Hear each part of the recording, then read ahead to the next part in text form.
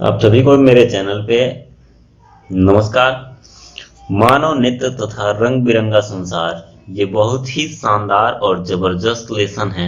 इससे आपके competitive exams और बोर्ड एग्जाम्स में भी जोरदार क्वेश्चन बनते हैं। आपको पता होगा कि मानव नेत्र मानव शरीर का एक बहुत ही सेंसिटिव ऑर्गन होता है। ठीक है, बहुत ही संवेदनशील अंग होता है। सेंसिटिव मीन संवेदनशील अंग होता है। आपको दूसरा इंपॉर्टेंट फैक्ट मैं बता दूं इसी लेसन से रिलेटेड। मानव शरीर में वह अंग जो कभी ग्रोथ नहीं करता वो हमारे आंख की लेंस होती है। हमारे आंख की लेंस जो होती है ना, ये ऐसे लेंस बनी होती है जो कभी ग्रोथ नहीं करती पूरे लाइफ टाइम में। ठीक है, इससे रिलेटेड एनसीईआरटी के जो भी इंपॉर्टेंट क्वेश्चन है वो आज हम करेंगे, वो भी जोरदार तरीके से। चलिए आइए शुरू करते हैं।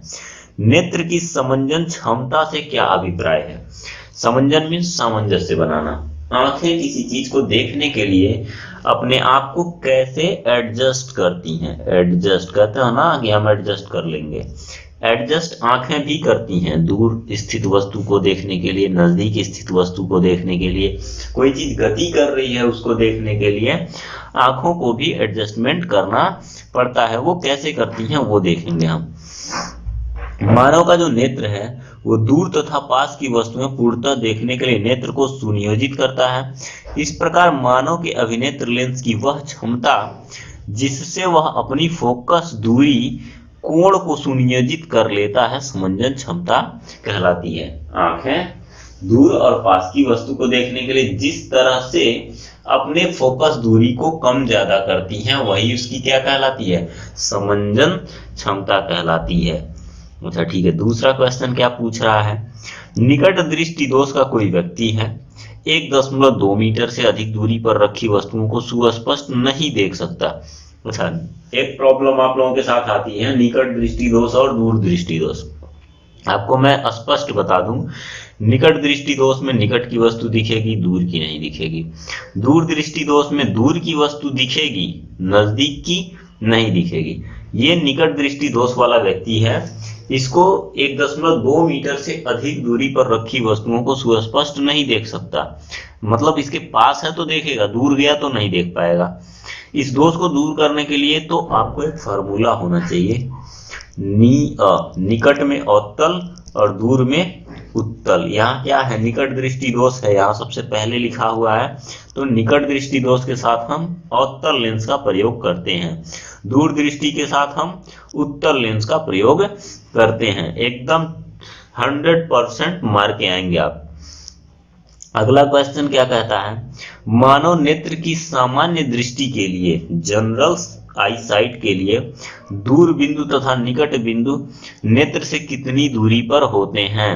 तो आपको मैं बता दूं कि मानव नेत्र के लिए स्पष्ट जो देखे जाने वाली जो हमारी फोकस दूरी है वो कम से कम 25 सेंटीमीटर दूर होना चाहिए। और दूर कितना होगा वो तो अनंत तक चला जाए तब भी हमें कोई प्रॉब्लम नहीं होने वाली। कम से कम 25 सेंटीमीटर होना चाहिए। और ज्यादा से ज्यादा कहाँ? आसमान, चांद, तारे, सूरज जो दिखा दीजिए हम सब देख लेंगे। ठीक है, अगला क्वेश्चन आगे बढ़ते हैं। अंतिम पंक्ति में बैठे विद्यार्थी को श्यामपट्ट पढ़ने में कठिनाई होती है, विद्यार्थी किस दृष्टि दोष से पीड़ित है? तो आप बताएंगे कि ये निकट दृष्टि दोष से पीड़ित है, क्योंकि इसको दूर की वस्तु दिखाई नहीं दे रही। अगर ये बच्चा है, यहाँ श्यामपट्ट पे ये देख नहीं पा रहा, सबसे पीछे बैठा है और ये श्यामपट्ट पे देख नहीं पा रहा, तो श्यामपट्ट तो दूर होता है ना। तो दूर की वस्तु इसको नहीं दिख रही, निकट की वस्तु इसको दिख रही है। इसका मतलब इसको क्या हो गया है? निकट दृष्टि दोष हो गया है, इसलिए दूर की वस्तु नहीं देख पा रहा है। इसी बीमारी को हम क्या कहते हैं? मायोपिया भी कहते हैं। उपयुक्त क्षमता का अवतल लेंस प्रयोग करके इस बीमारी को दूर किया जा सकता है। अगर इस बच्चे को अवतल लेंस का एक चश्मा पहना दिया जाए तो ये आराम से क्या कर लेगा? श्यामपट्ट को देख लेगा। ठीक है, आगे चलते हैं। मानव नेत्र अभिनेत्र लेंस की फोकस दूरी को समायोजित करके विभिन्न दूरियों पर रखी वस्तुओं को फोकसित कर सकता है। ऐसा हो पाने का कारण क्या है? तो आप पहला ही क्वेश्चन था समंजन। समंजन में क्या करते हैं हम? आंखों से किसी चीज को एडजस्ट करके देखते हैं, ठीक है, वही तो क्रिया है समंजन की। बिल्कुल 100% कर ले जाइएगा। एकदम आसान क्वेश्चंस का ये सीरीज है, कोई बहुत ज्यादा टफ नहीं है। आपकी तैयारी हुई हो ना हुई हो, यहाँ से बस आप क्वेश्चंस को देखते चलिए। बोर्ड एग्जाम्स में 100% ये सारे क्वेश्चन ऐसे ही छप जाते हैं। मानव नेत्र जिस भाग पर किसी वस्तु का प्रतिबिंब बनाते हैं वह है, कहाँ बनता है? इंग्लिश में इसको रेटिना कहते हैं मेरे बच्चों। रेटिना पे बनता है चित्र। जो रेटिना कहाँ होती है मैं आपको बना के दिखा दूंगा। रेटिना यहाँ आंख का बल्ब है और ऐसे होती है। ये जो पीछे का एरिया होता है यही रेटिना होता है। यहाँ से प्रतिबिंब जाती है और इस रेटिना पर चित्र बनता है और जिसे हमारा ब्रेन पढ़कर समझता है। तो ये हो गया हमारा दृष्टिपटल या रेटिना। हिंदी में इसको दृष्टिपटल कहते हैं, इंग्लिश में इसको रेटिना कहते हैं, याद रखिएगा। सामान्य दृष्टि के वयस्क के लिए सुस्पष्ट दूरी क्या होगी?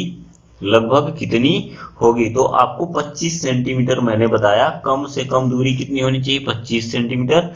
और अधिक से अधिक कितनी होनी चाहिए? अनंत तक।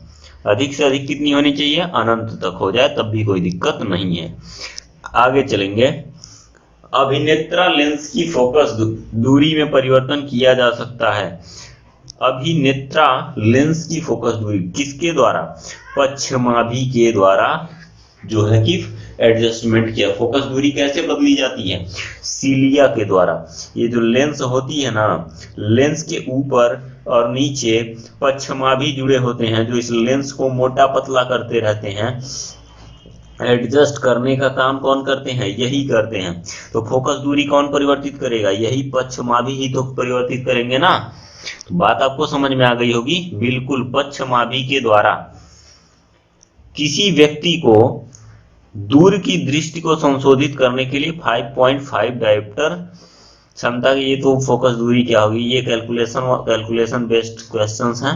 इनको आप क्लास में करिएगा या फिर इसका अलग से जो है कि न्यूमेरिकल जब सॉल्व करवाएंगे हम तो उसमें हम इसको करवा देंगे, ठीक है।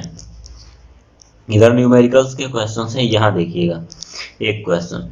सामान्य नेत्र 25 सेंटीमीटर से निकट रखी वस्तुओं को सुस्पष्ट क्यों नहीं देख सकता? अगर कोई व्यक्ति है वो 25 सेंटीमीटर से कम दूरी पे ही कोई वस्तु रख दी गई तो क्यों नहीं देख पाता? क्योंकि दृष्टिपटल पर वस्तु सुस्पष्ट नहीं दिखाई देती और मानव नेत्र की क्षमता 25 सेंटीमीटर से बढ़ाई नहीं जा सकती। इसीलिए जब बहुत पास से कोई चीज देखेंगे तो आपको क्लियर नहीं दिखेगा। जब हम नेत्रा से किसी वस्तु की दूरी को बढ़ा देते हैं तो नेत्र में प्रतिबिंब दूरी का क्या होता है? प्रतिबिंब दूरी सदैव एक जैसी रहती है। इसका कारण है कि वस्तु की दूरी मानव नेत्र के लेंस की फोकस दूरी पर समायोजित हो जाती है, जिससे प्रतिबिंब दृष्टिपटल पर ही बनेगा। अच्छा, वस्तु को आगे पीछे करेंगे तो उससे कोई दिक्कत नहीं है, प्रतिबिंब तो हमारे रेटिना पर ही बनने वाली है। तो हमारे जो आंखों में लेंस है ना, वो खुद को एडजस्ट करेगा और प्रतिबिंब को ज्यों का त्यों वहीं पे बनाने का प्रयास करेगा, ठीक है।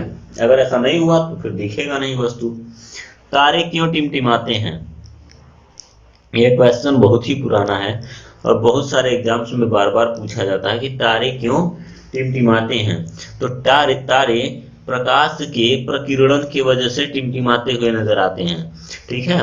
इनका क्या होता है? पृथ्वी के वायुमंडल का अपवर्तनांक जो है वो निरंतर परिवर्तित होता है और आंख में प्रवेश करने वाले प्रकाश का, जो तारों का प्रकाश है, वो अपवर्तन के कारण नियमित रहता है। तो ये झिलमिलाहट के साथ टिमटिमाता हुआ प्रतीत होता है। वायुमंडलीय प्रभाव है, तारे प्रकाश के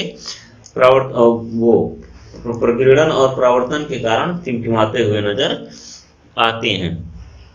व्याख्या करिए कि ग्रह क्यों नहीं टिमटिमाते? ग्रहों के पास अपना खुद का प्रकाश ही नहीं होता तो टिमटिमाएंगे कहां से? ठीक है, लिखेंगे जो प्रकाश किरणें ग्रहों से आती हैं उसमें अपवर्तन नहीं होता। निकटता और प्रकाश का भंडार होने के साथ साथ उनकी स्थिति में परिवर्तन भी नहीं होता, इसीलिए वे टिमटिमाते हुए प्रतीत नहीं होते। ठीक है, सूर्योदय के समय सूर्य रक्ताभ क्यों प्रतीत होता है? रक्ताभ मीन्स लाल कलर का। सूर्योदय के समय सूर्य लाल क्यों दिखता है और सूर्यास्त के समय लाल क्यों दिखता है? तो इसका देखेंगे, सूर्योदय अथवा सूर्यास्त के समय सूर्य क्षितिज पर होता है। उस स्थिति में सूर्य की किरणें पहले पृथ्वी के वायुमंडल से वायु की मोटी परतों तक पहुंचती है तथा उसके पश्चात हमारी आंखों तक। कम तरंग दैर्ध्य के प्रकाश के अधिकतम भाग का वायुमंडल के कणों द्वारा प्रकीर्णन हो जाता है। इस प्रकार केवल लंबी प्रकाश किरणें आई मीन लाल वाली जो किरणें हैं वही हमारे, ये है पृथ्वी, ये है सूरज। क्या है? सूरज। यहां से लाइट आएगी तो लाल कलर की जो लाइट होती है वो बहुत दूर तक जाती है। ठीक है, इसमें 7 रंग होते हैं, विबग्योर, बैनी या पिनाला, आप जानते होंगे। तो सॉरी होता है ना विबग्योर जिसको कहते हैं हम, तो वो लाल रंग की जो प्रकाश होती है, यहाँ सूरज अगर है, यहाँ हमारी पृथ्वी है, लाल कलर का जो प्रकाश है वो यहाँ तक पहुंच पाता है, अतः हमारी आंखों से सूर्य लाल ही उस समय देख पाता है। और सारी प्रकाश किरणें यहाँ वायुमंडल की वजह से अवशोषित कर ली जाती हैं ज्यादातर, इसलिए और कलर नहीं दिखता या सफेद नहीं दिखता। किसी अंतरिक्ष यात्री को आकाश नीले की अपेक्षा काला क्यों दिखाई पड़ता है? काला क्यों प्रतीत होता है? अंतरिक्ष पर वायुमंडल न होने के कारण वहां प्रकाश का प्रकीर्णन नहीं होता, क्योंकि वायु के महीन कण ही प्रकाश को प्रकीर्णित करते हैं। यही कारण है कि अंतरिक्ष यात्रियों को आकाश का रंग काला दिखाई देता है। सारे प्रकाश की लाइट सीधे क्रॉस कर जाती है ना, इसलिए वहां कोई कलर नहीं दिख पाता इनको। मानव नेत्र का एक सुंदर सा चित्र बनाना है, बिल्कुल आप लोग याद कर लीजिएगा। मानव नेत्र का जो चित्र है उसको अच्छे से याद कर लीजिएगा, एग्जाम्स में बिल्कुल आ सकता है रचना करने के लिए। मानव नेत्र क्या है, इसका कार्यविधि और इसके अंगों का वर्णन आपको करना है। जब आप ये स्ट्रक्चर बनाएंगे आंख का, तो इसे अच्छे से स्टडी भी करेंगे। मैं जो मुख्य चीजें हैं, चित्र अभी कहीं दिखता है तो मैं बता देता हूं आपको, ठीक है। उसके सारे अंगों के बारे में आपको पढ़ना होगा। फिर हम आते हैं अगले क्वेश्चन पे, वो स्ट्रक्चर से रिलेटेड है, रचना से संबंधित है, आप उसको करिएगा। बुक देखेंगे, बुक से चित्र बनाएंगे, फिर मैं उसको एक्सप्लेन कर दूंगा। एक बार फिर से इस लेसन से जो कुछ भी छूटा होगा मैं बिल्कुल बताऊंगा आपको। नेत्र की समंजन क्षमता से क्या अभिप्राय है? अभी पहला ही क्वेश्चन जो हम पढ़े हैं वो नेत्र की समंजन क्षमता से था। आंखों के एडजस्ट करने की और चीजों को देख पाने की, स्पष्ट रूप से देख पाने की जो प्रक्रिया होती है वो समंजन क्षमता कहलाती। फोकस दूरी को कम ज्यादा करके चीजों को स्पष्ट रूप से देख पाना। किसी वस्तु को देखने की न्यूनतम दूरी आपको पहले बता चुका 25 सेंटीमीटर होती है, अधिकतम दूरी अनंत तक होती है।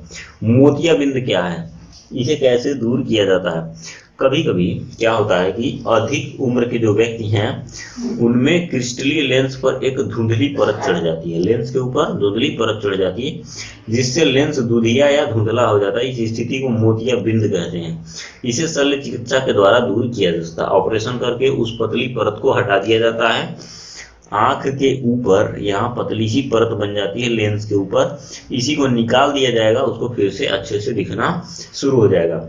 दृष्टि दोष क्या है, यह कितने प्रकार का होता है? दृष्टि दोष 2 होते हैं, निकट दृष्टि दोष और दूर दृष्टि दोष। अच्छा, तीसरा जो दो तो मुख्य हैं, ठीक है, दृष्टि दोष क्या है? 2 मुख्य हैं।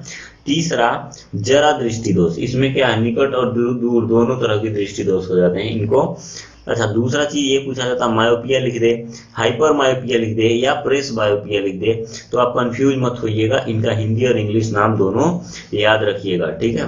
आंखों से दिखाई नहीं देता, यही दृष्टि दोष होता है, ठीक है। अगला क्वेश्चन, निकट दृष्टि दोष किस प्रकार का दृष्टि दोष है, इसे कैसे दूर करेंगे? तो निकट दृष्टि दोष मायोपिया होती है, जिसमें निकट की वस्तुओं को तो स्पष्ट देखा जा सकता है परंतु दूर की वस्तु को नहीं देखा जाता। ऐसे व्यक्ति का दूर बिंदु अनंत पर न होकर नेत्र के पास आ जाता है। तो ऐसे रोगों को दूर करने के लिए हम क्या करते हैं? निकट दृष्टि दोष में किस तरह का लेंस यूज करते हैं? अवतल लेंस का प्रयोग करते हैं, जिससे इस दृष्टि दोष को सही किया जा सकता है। फिर आता है दीर्घ दृष्टि दोष या दूर दृष्टि दोष। तो इसमें क्या होता है, दूर की वस्तु तो हमको दिखेगी लेकिन नजदीक की वस्तु हमको नहीं दिखती, क्योंकि जो 25 सेंटीमीटर नजदीक वाला पॉइंट होता है वो अधिक दूरी पर चला जाता है, इसलिए हमको वस्तुओं को और दूर रखना पड़ता है। दूर दृष्टि दोष को दूर करने के लिए उत्तल लेंस का प्रयोग करना होगा। ठीक है, क्या कारण है दूरदृष्टि हाइपरमायोपिया के उत्पन्न होने के? तो अभिनेत्र की फोकस दूरी का अत्यधिक बढ़ जाना। ये आंख है, इसकी फोकस दूरी माना यहाँ पे है, ये चला जाए और आगे तो हमें दूरदृष्टि दोष हो जाएगा। ठीक है, और नेत्र गोलक का छोटा हो जाना। अगर ये गोला जो है, नेत्र का गोलक जो है वो छोटा हो जाए तब भी ऐसी दिक्कतें हो सकती हैं। निकट दृष्टि दोष के क्या कारण हो सकते हैं? अभिनेत्र लेंस की वक्रता अधिक हो जाए, जो लेंस है उसकी वक्रता अधिक हो जाए। नेत्र गोलक का लंबास हो जाना, या गोलक जो है वो थोड़ा सा लंबा जैसा हो जाए।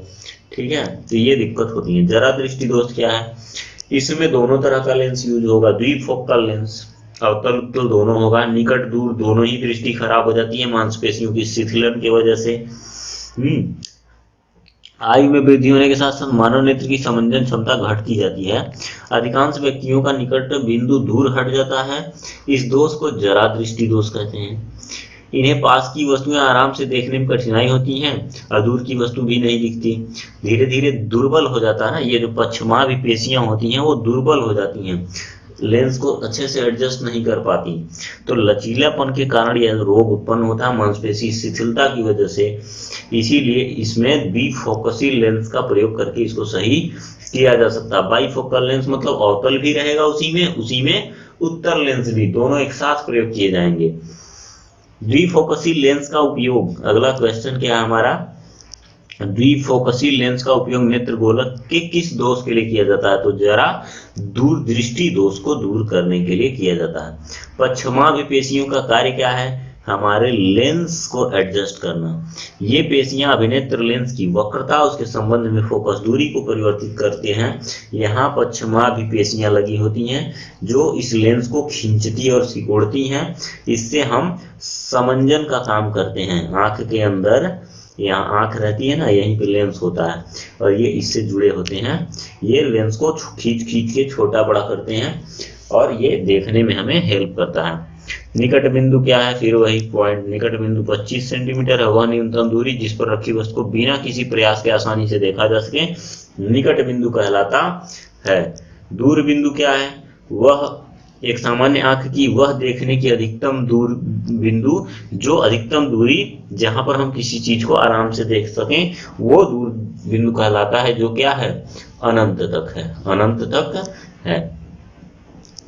पुतली से नेत्र में प्रवेश करने वाले प्रकाश को पुतली कैसे नियंत्रित करती है? तो मंद प्रकाश में पुतली बड़ी हो जाती है। अगर लाइट कम है तो पुतली बड़ी रहेगी, यहीं पे पुतली यहीं रहती है। और जब लाइट ज्यादा हो गई तो पुतली सिकुड़ के क्या हो जाएगी? छोटी हो जाएगी, ताकि कम आराम से लाइट वहां वो मैनेज कर सके। ठीक है, ज्यादा लाइट आएगी तो चकाचौंध हो जाएगा, इसलिए लाइट ज्यादा भी नहीं आनी चाहिए और उतनी लाइट आनी भी चाहिए जिससे हम किसी वस्तु को देख सकें। ठीक है, तो पुतली क्या काम करती है? लाइट को एडजस्ट करती है। परितारिका का कार्य लिखो। परितारिका क्या करती है? पुतली के आकार को नियंत्रित करती है। आंखों के सामने देखोगे तो एक ऐसी गोल सी संरचना होती है, वही पुतली होती है। ठीक है, परितारिका उसके चारों तरफ लगी हुई पतली पतली वायर जैसी दिखती हैं। प्रकाश का विक्षेपण क्या है? प्रकाश के अवयवी वर्णों में विभाजन को प्रकाश का विक्षेपण कहते हैं। जैसे ये लाइट है, व्हाइट कलर की आई, यहाँ हमने एक प्रिज्म लगा दिया और ये अपने अलग अलग रंगों में क्या हो गई? विभक्त हो गई। ठीक है, यही क्या कहलाता है? वर्ण विक्षेपण या प्रकाश का विक्षेपण कहलाता है। प्रिज्म कोण किसे कहते हैं? प्रिज्म के दो पार्श्व फलकों को बीच के कोण को प्रिज्म कोण कहते हैं। ये प्रिज्म तिकोना होता है। ठीक है, त्रिभुज जैसा होता है तिकोना। ठीक है, इसी के जो फलक होते हैं, 1 2 3 फलक होते हैं, उसके बीच जो कोण होगा वही प्रिज्म का कोण कहलाता है। इंद्रधनुष कैसे बनता है? वायुमंडल में विद्यमान जल की सूक्ष्म बूंदों द्वारा सूर्य के प्रकाश के अपवर्तन के कारण, जैसे ये बारिश हो रही है, यहाँ से लाइट आई, इस पे बारिश की बूंदों पे पड़ी और विभक्त होकर कहाँ चली गई, वायुमंडल में फैल गई, तो इंद्रधनुष बन जाएगा बादलों पे ही। ठीक है, बादलों पे ही इंद्रधनुष बन जाएगा। और ये जो पानी की बूंदें हैं ये एक प्रिज्म का काम करती हैं। प्रिज्म का काम ही होता है प्रकाश के वर्ण को विक्षेपित करना। तो ये क्या होगा, जो बारिश की बूंदों पर जब लाइट पड़ेगी सूर्य की, विक्षेपित हो जाएगी और इंद्रधनुष का निर्माण करेगी कहाँ, बादलों के ऊपर, आसमान में। अगला क्वेश्चन क्या है, बैगनी, जामुनी, नीला, हरा, पीला, नारंगी एवं लाल, ये जो सूर्य के प्रकाश के वर्ण क्रम है ये उनका नाम है बैनी आह पिनाला या बिवग्योर, BIBGYOR। ठीक है, ये लिखेंगे। अगला, निकट निर्बद्ध क्या है, रेटिना पर बना प्रतिबिंब वस्तुओं के हटाए जाने की 1/10 सेकंड बाद तक स्थिर रहता है, इसे दृष्टि निर्बद्ध कहते हैं। जैसे कोई चीज देख रहे हैं वो हट गई तो वहां से हटने में टाइम लगेगा, कितना टाइम, 1/10 सेकंड। 1 सेकंड का 10वां हिस्सा लगता है। जब आपकी आंखों से कोई चीज गुजरती है तो कुछ देर तक वो आपको दिखती रहती है, हाँ, जो ये टाइम है ना वो 1/10 सेकंड होता है। 1 सेकंड का 10वें हिस्से भाग तक वो वस्तु हट गई तब भी आपको दिखेगी। दो आंखों की क्या उपयोगिता है, दो आंखों से, अच्छा भगवान ने हमको 2 आंखें दी तो उसका क्या है, हम 3D चीजों को समझ सकते हैं। ठीक है, 2 आंखें होने की वजह से क्या पॉसिबल है कि हम देखने में ठीक ठीक अंदाजा, I mean 3D मीन्स लंबाई चौड़ाई ऊंचाई को हम समझ सकते हैं। और थोड़ा सा जो है कि दोनों आंखें एक दूसरे को सेकंड के एक भाग के लिए आराम देते हैं। कभी ये ज्यादा फोकस करेगा, कभी ये, कभी दूसरी, बाई दाई बाई आंख आपस में एडजस्ट करके चीजों को ध्यान से देखने का काम करते हैं। और सबसे ज्यादा जरूरी ये है कि चीजों को देखने का दायरा बढ़ जाता है, हमारा जो दृष्टिकोण है वो बढ़ जाता है और हम चीजों की लंबाई चौड़ाई ऊंचाई ये सब कुछ समझ पाने में सक्षम होते हैं। एक आंख रहेगी तो 2D में देखेंगे, दोनों आंख खोलेंगे 3D में दिखेगा। आप चेक करिएगा, एक आंख से देखोगे 2D दिखेगा, दोनों आंख खोलोगे 3D दिखेगा। ठीक है, कौन सी वस्तु कितनी दूर है इसका सही अंदाजा लगा पाएंगे तभी, दोनों आंख से देखेंगे तब।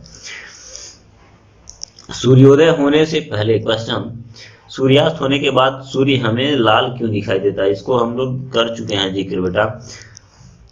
क्या कारण है कि सूर्योदय से पहले सूर्यास्त के बाद तक हमें सूर्य दिखाई देता है, तो मैंने आपको बताया 2 मिनट पहले ही और 2 मिनट बाद तक, सूर्य निकलने के 2 मिनट पहले और सूर्य डूबने के 2 मिनट बाद तक हमको ऐसा दिखाई देता है। ठीक है, और वो अपवर्तन के कारण होता है, प्रकाश के वायुमंडलीय अपवर्तन के कारण होता है।